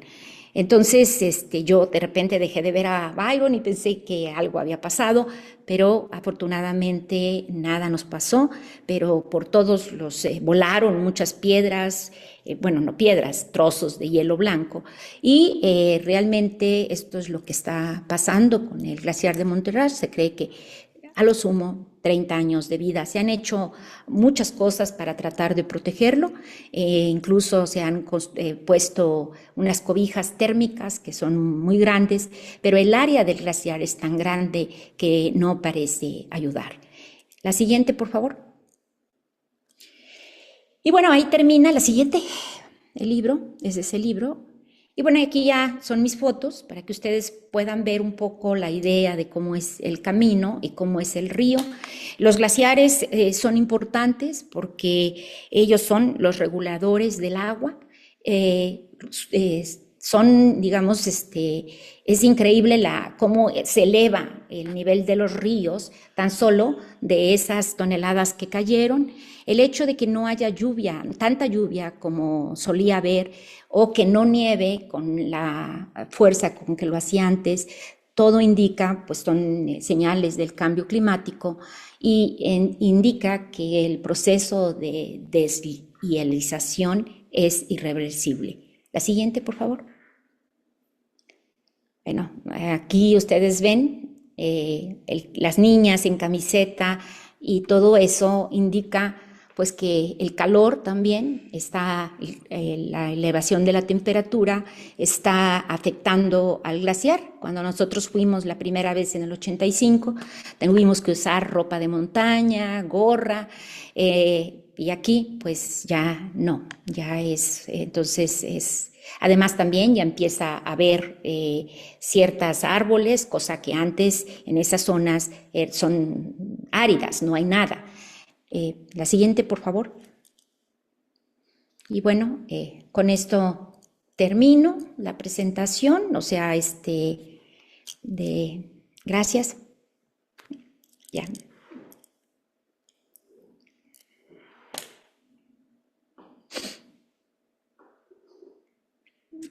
Bueno, Muchas gracias, doctora. discúlpenme que me tomé tanto tiempo. No hay problema, también es todos los problemas que tuvimos ahí para poder presentar. Pues bueno, muy interesante, muy ilustrativo, lo que nos presenta. Entonces, pues vamos a abrir, la ronda de preguntas y respuestas. No sé si alguien quiera, comenzar, por favor, levanten su mano. O simplemente abran el micrófono y adelante, sin ningún problema. Sí, libertad, adelante. Sí, pues muchísimas gracias por darnos esta mirada, pues poco economicista de lo que significa el capitaloceno, ¿no? Ujú.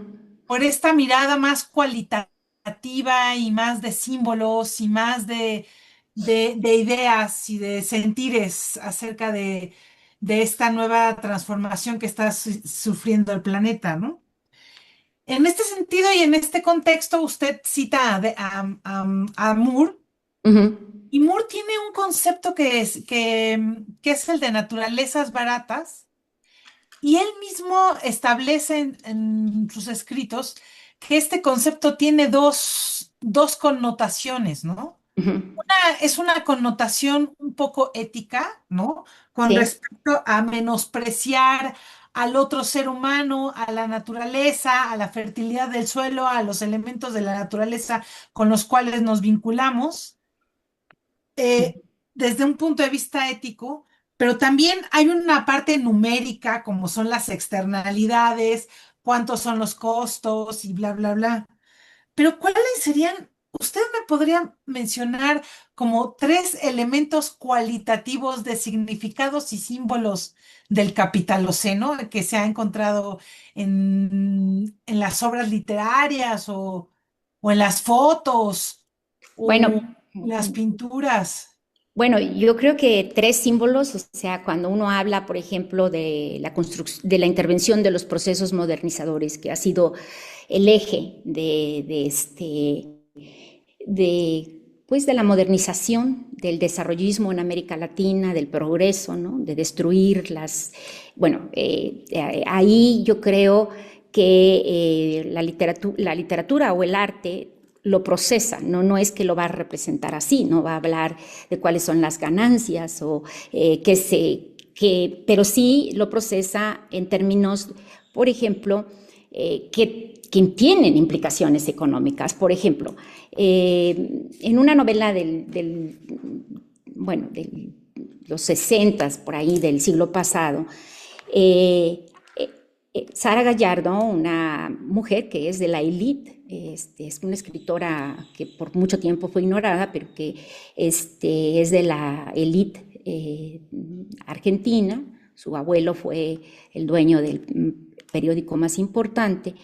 Y ella habla acerca de la crisis, de la presencia de los aserraderos, que son en su mayor parte nórdicos, en el grupo que vive en esa región a la que llegan para explotar la madera.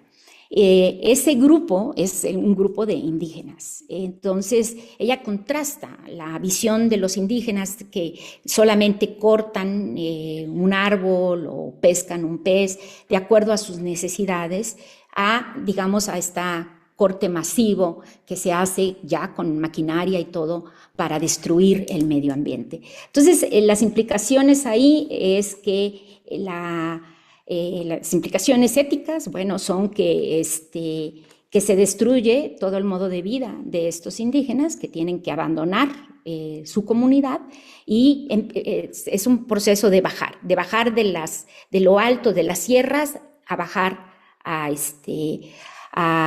digamos, a otras regiones donde pueden conseguir trabajos, que son ciudades, generalmente. Ciudades donde ellos van a habitar en las periferias. Y bueno, los costos creo que se resaltan más en el plano cosmológico, un tanto de las visiones de mundo. Son costos también de la pérdida de la identidad en que estos grupos sociales entran, porque además empiezan un consumo de alcohol que no lo hacían antes. Entonces eso les impide trabajar y, como dice el personaje de Isehuas, hay que dejarse morir, ¿no? Entonces, pero pienso que digamos, lo económico está aquí, en ese extirpar a estas tierras, estos árboles, este modo de vida, o sea, extraer toda esa riqueza para el capitalismo de los aserraderos y de las industrias de la madera, de las madererías. Entonces, si bien no está enunciado en términos, digamos, estrictos de un capital, sí creo que está hablando de las prácticas del capital y de cómo se construyen sobre la base de la descalificación de otros grupos sociales. Y a quienes afecta a las mujeres también, porque ellas, por ejemplo, en esa novela hablan de que al principio el agua estaba a 700 metros, pero que ya ahora tienen que caminar 5 kilómetros diarios para ir a conseguir el agua. Y el agua es vital para ellos. Yo creo que es ahí las mistificaciones del capital, que no nos dejan ver y nos hacen concentrarnos solo en lo emocional y no en la parte material que eso implica también. El abandono de modos de vida para mí es un síntoma, sobre todo, que es el abandono no voluntario, sino obligado, ya implica, digamos, cómo el capital opera, ¿o no lo cree usted? Muy bien. Claro, es que no solo devasta economías, ¿no? Sí, Devasta modos de vida, percepciones, símbolos, eh, formas de entender a la naturaleza y de la manera en la que nos sentimos incluidos o no dentro sí. de ella y cómo interaccionamos y qué papel jugamos y cómo nos relacionamos, qué tanto extraemos, de qué manera lo hacemos, a quiénes incluimos, qué desigualdades generamos. O sea, todo ese tipo de cosas que tal Sí. vez son tan importantes como un número, pero Pues Pues sí, yo para mí creo que son hasta más importantes que un número. Yo siento que podríamos decir tanta cantidad de dinero se generó, que es mucha o poca, como usted la podamos enmarcar en diferentes marcos, en el nacional o en el internacional del capital. Pero lo que sí pasa es que esa destrucción, digamos, implica, digamos, es la base del capital, la mano de obra barata, el desintegrar de sus territorios para poder apropiárselos y una explicación libre. Y yo creo que el arte en muchas veces ha sido cómplice, por ejemplo, la fotografía lo ha sido, en el sentido de que el énfasis siempre de la fotografía por mucho tiempo, no la fotografía de denuncia o la fotografía en el siglo XX, sino en el siglo XIX, era ver la belleza de la naturaleza. Se planteaba como un problema estético cuando en realidad lo que estaban buscando, de acuerdo a por ejemplo, en el Cañón del Colorado, de acuerdo a las capas geológicas, ver si había oro, ver si había plata. Esa era la idea de expansión de la frontera, ¿no? Entonces, el arte ha sido hasta cierto punto, la fotografía, por ejemplo, también ha permitido que, bueno, las compañías más terribles como la United Fruit Company en Centroamérica, tiene un archivo que lo tiene la Universidad de Harvard de miles, creo que son 30,000 o 40,000 fotos de todos los procesos en que fueron mejorando las semillas, fueron también, digamos, estirpando, cambiando toda la morfología tropical del contorno para establecer el monocultivo.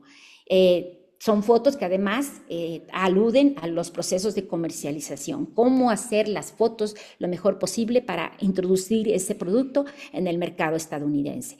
Entonces, mientras expolian a unos, digamos, se enriquecen otros.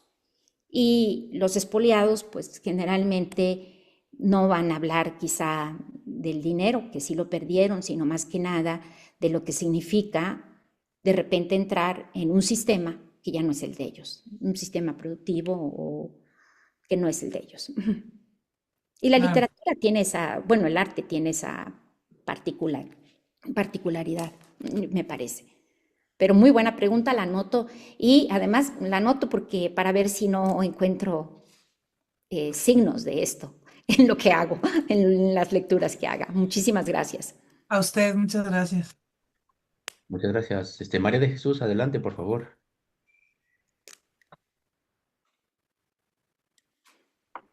Sí, muchas gracias.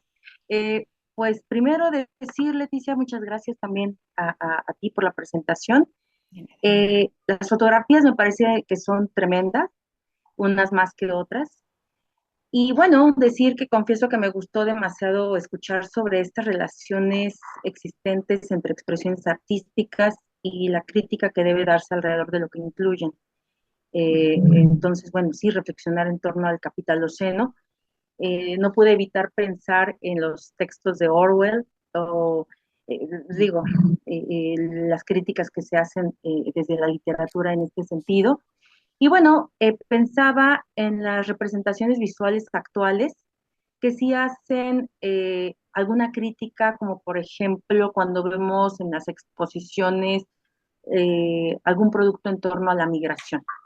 Sí. Y bueno, pensando en el comentario que hacías de la obra de Velasco, me preguntaba cómo se habrá criticado en su momento esto, o de plano si no hubo tal crítica. No, ¿Tú qué- no hubo tal crítica. de Bueno, plano? hasta lo que yo sé, Ok, hasta te lo que yo escucho. sé no hubo tal crítica porque en realidad, les digo, Rugendas estuvo en México, bueno, por ahí hasta el 52, creo.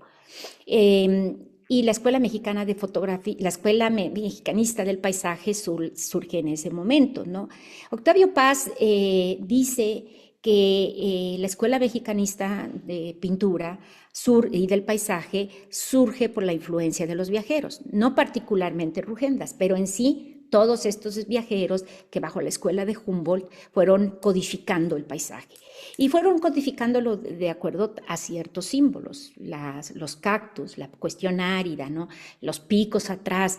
Y Velasco fue el maestro verdadero de esos paisajes. Entonces, de hecho, muchos, y lo que pongo después es cómo se ve la preponderancia de ese modelo de hacer el paisaje todavía en el siglo XX. Y,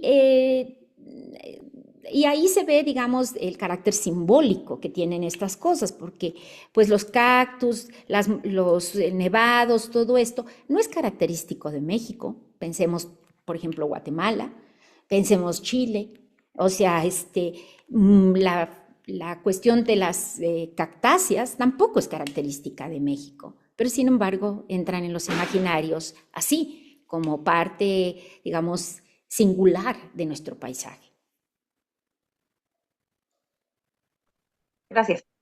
No, gracias a usted por la pregunta. Muy bien, pues estamos ya en el límite ¿Tiempo? del tiempo. No sé si alguien más tenga alguna pregunta. Bueno, pues a mí nada más me interesa pues una cosa, o sea, me parece que las imágenes son muy, como dije, muy ilustrativas al respecto, y sin embargo me preocupa de repente cierta catastrofismo, por así decirlo, que que generalmente pues estoy con esta cuestión, con el concepto de desarrollo, porque incluso se toma desarrollo y desarrollismo como si fueran exactamente lo mismo. Y por Pasó. ejemplo, pues en cierto momento se habló de esta cuestión del tren, que va el tren y destruye, digo, si es cierto, destruye los paisajes y toda la cosa, pero pues, yo lo refiero más o menos para ubicarnos. Recuerdo algún discurso del doctor Gustavo Vaz cuando se crea el servicio social para los médicos, y que les dice justamente pues que van a ir a llevar la vacunación, y estoy hablando de vacunación, ahorita no estamos hablando justamente ni de Coca-Cola ni de nada, van a llevar la vacunación a las diferentes poblaciones. Y pues una de las dificultades que tuvieron justamente fue la falta de acceso a las poblaciones. Una de las dificultades era la falta de acceso porque de repente ya llegaban y tenían que ir con mulas y pues la cadena de frío se rompía y entonces las vacunas de la viruela se echaban a perder y entonces era un conflicto justamente llevar la vacunación hacia estos lugares. Eso fue en los 30. en los 1930, pero Mm. en 2023 que fui a hacer una investigación a San Juan Cancuc, justamente en Chiapas, sobre resistencia a la vacunación, una de las cosas que me di es que pues hay poblaciones a las que primero llega la Coca-Cola o la Bimbo, que las vacunación justamente por la dificultad de acceso que tenemos, ¿no? Y entonces, en cierta Mm. manera, la resistencia a la vacunación en muchas ocasiones no es exactamente una resistencia a la vacuna, sino justamente una carencia de acceso a las vacunas porque no pueden llegar o no han llegado justamente las vacunas hasta la población, casi casi para ponérselas allá enfrente. Y entonces aquí, de repente nos quedamos en que, por ejemplo, la construcción de caminos, el acceso a determinados lugares, pues ya no estamos hablando solo de un proceso de desarrollismo en este sentido que se está hablando, sino de desarrollo en el sentido de, por ejemplo, acceder a la salud con una cuestión tan elemental como son las vacunas, y pues ahorita tenemos el problema justamente del sarampión, por ejemplo, y en cierta manera, pues ahí tengo algún estudio que hice en algún momento de cómo pues la falta o sea, el hecho de que la gente no tenga la vacuna accesible de una manera que no tenga que caminar 20 o 10 kilómetros para vacunarse, justamente hace que la vacunación sea mucho más efectiva. Entonces, pues no sé, o sea, eso es a lo que me refiero, no, no sé si Bueno, no, me- sí, sí se explica, doctor, sí se explica muy bien. Y sí, también quizá yo con los nervios y todo, sí debería yo de haber matizado ciertas cosas. Y sí, en efecto, no toda la modernidad es mala, ¿verdad? Y también es innegable los beneficios de las vacunas o los beneficios del tren en su momento. Yo lo enfoqué así como los caminos de tren, al menos, o sea, los caminos de hierro que le llamaban, y el tren, que es maravilloso en Europa y que aquí lo fue también en un momento, y no tan solo maravilloso, sino útil. Bueno, y es mejor medio de transporte que los autobuses, o sea, entonces digo, no tengo nada en contra de él. Yo hablaba que bueno, en el sentido de que cada irrupción de la modernidad, es decir, todos los pasos que va dando la modernidad, pues lleva la destrucción del mundo anterior. O sea, ya no van a estar iguales los pueblos. Ahora, algunos para bien, otros para mal. Esa es digamos, las matizaciones que se deben hacer. Pero sin ninguna duda, cuando hablé del portento del tren, o sea, del portento de la industria, en ese sentido, digamos, y en estos caminos, que en esa cumbre que es impresionante cuando uno lo cruza, pues hablaba, o sea, con un cierto respeto también por la industria que es el que lo desarrolló. Y sí creo, o sea, una de mis bueno, de mi carrera en la facultad, yo estudié sociología. Entonces, digamos, estoy contemplando algunos aspectos donde, por ejemplo, los viejos pueblos cambiaron su fisonomía, cambiaron también su economía, y es así, o se cambia o se muere, o sea, el pueblo. Entonces, lo que habría que hacer es las alternativas. Bueno, y lo que yo tengo que hacer como tarea pendiente es identificar exactamente estos procesos en su dimensión concreta y ver cuáles fueron las implicaciones posteriores de esos procesos digamos, en la adaptación a la modernidad. O sea, y sí, digamos, me interesa porque creo o sea, yo sí creo que estamos entre dos aguas ahorita, ¿no? Entonces, digamos, la idea y las teorías del antropoceno no son de ninguna manera hegemónicas ahorita. Hay mucha gente que luego dice, ¿por qué hablas de eso? O sea, qué aburrido, ¿no? Y bueno, no, la conciencia ecológica tampoco es, digamos, una preocupación para muchas personas, desgraciadamente. Entonces, pero sí, en cambio, los valores de la modernidad sí están firmemente arraigados en eso. Ahora, si para cuando hizo el libro Byron fue una encrucijada, y él no decía que era bueno esto o malo lo otro, él decía, esa es la encrucijada, porque eso es lo que se plantea uno al tener esta disyunción entre desarrollo o progreso, como se le llamaba entonces, en los años 70, ¿no? Interprogreso o una alternativa. En ese momento creo que no estábamos tan conscientes de que había alternativas sustentables. Hoy lo estamos, hoy lo debemos exigir, creo yo. Pero en ese momento creo que, por ejemplo, muchas casas antiguas se tiraron pensando que no eran modernas, ¿no? Que y se construyeron edificios horrorosos, o sea, y discúlpenme, pero no nada más es la utilidad lo que cuenta, ¿no? Sino que cambiaron las fisonomías de Jalapa, por ejemplo. Ahí en el centro hay muchos que ustedes pueden encontrar que son muy feos. Pero bueno, era la idea de moderno en ese momento, ¿no? Y la funcionalidad. Entonces, sí, le doy la razón, doctor, y la verdad, pues yo tendría que matizarlo más en ese sentido. No, muchas gracias. Pues, nada más es para problematizar un poco estos conceptos. Sí.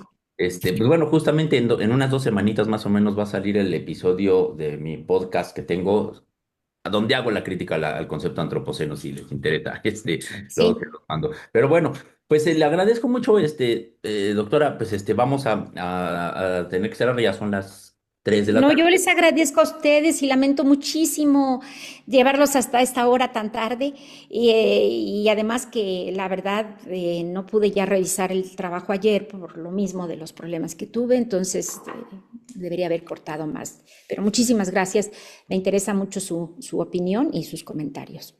Muchas Muchas gracias. gracias. Cuídate. Gracias, hasta luego.